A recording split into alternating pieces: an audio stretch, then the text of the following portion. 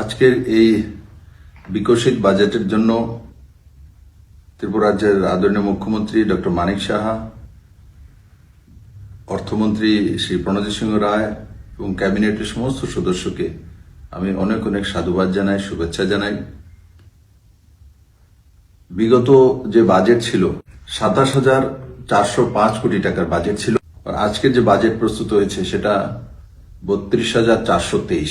তার মানে আগের বাজেট চাইতে लगभग 20% বেশি।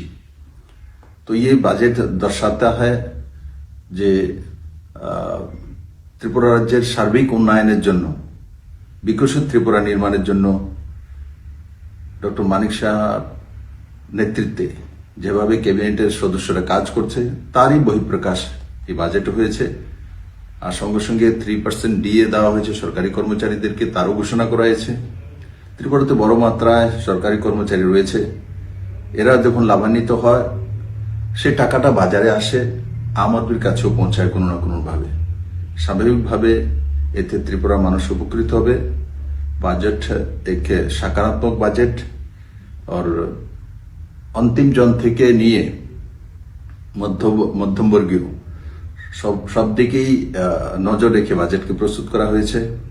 এই বাজেট নিশ্চিত ত্রিপুরা রাজ্যের অর্থনীতিকে ত্বরান্বিত করবে, আরো শক্তিশালী করবে, নজওয়ানদেরকে রোজগার নিয়ে আসবে।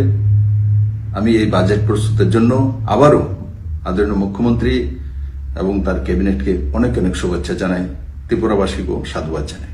ধন্যবাদ।